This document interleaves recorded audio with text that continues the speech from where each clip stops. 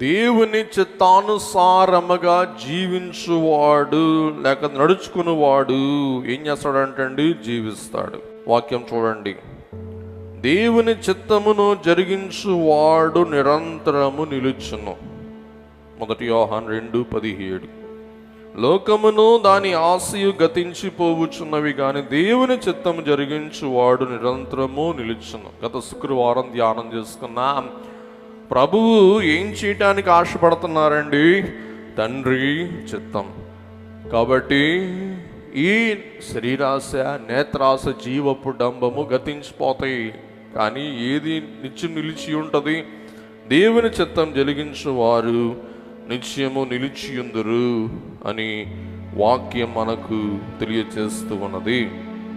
దేవుని బిడ్డలారా, శోధనలు 3 రకములుగా మనం గ్రహించవచ్చు. మొదటిది ప్లెజర్, అనగా సౌఖ్యము, ఉల్లాసము. రెండవ విధమై ఉన్న శోధన పొసెషన్స్, అనగా సొత్తు, ఆస్తి, అంతస్తు. మూడవ రకమైన శోధన షోకు, డంబము, అతిశయం. దీనిని ఏమన్నామంటే ప్రైడ్.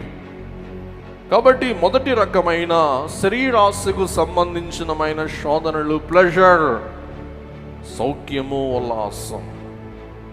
నేత్రాశకు సంబంధించిన శోధనలు పొజిషన్స్, అనగా ఆస్తి, సొత్తు, అంతస్తు.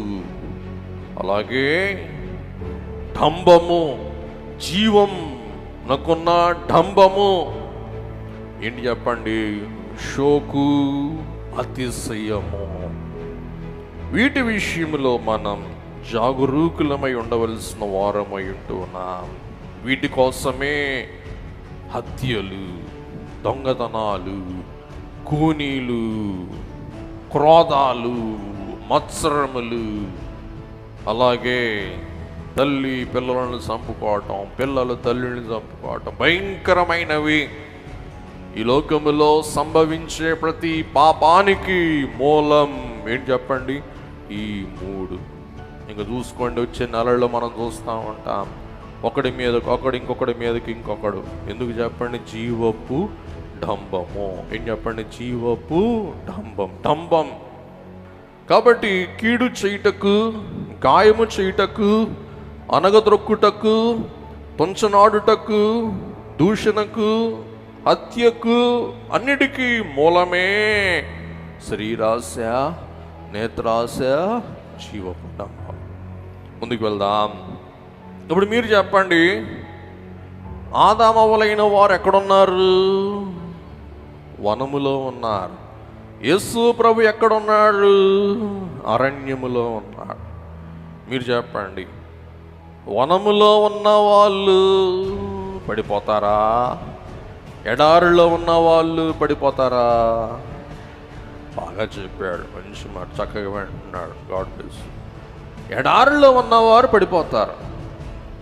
ఎడారిలో యేసయ్యకి ఆకలి ఉంది. యేసయ్య 40 రోజులు ఏమీ తినలా.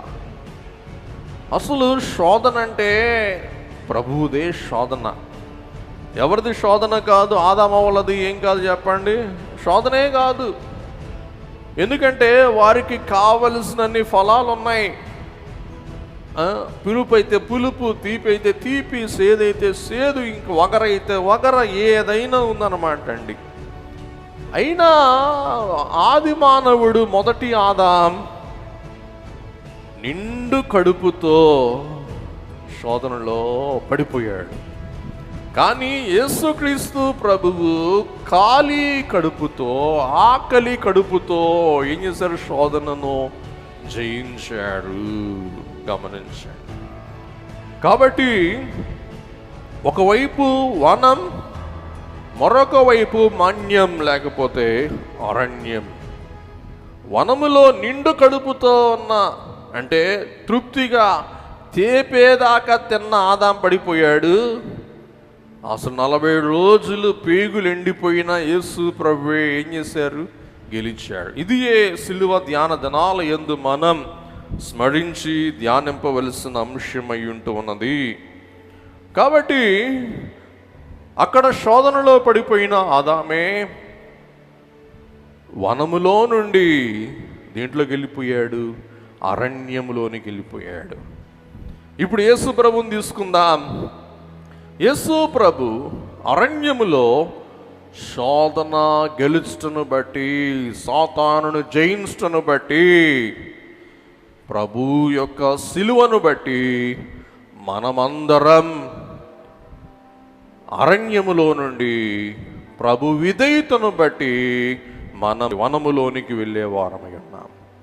చూసారా, ప్రభు విధేయత రేపు మనలను ఎక్కడ నడిపిస్తుంది? పరదైసు. అందుకే మీకు చెప్పాను, ఏదేనంటే పరదైసు, ఏదేనంటే వనము.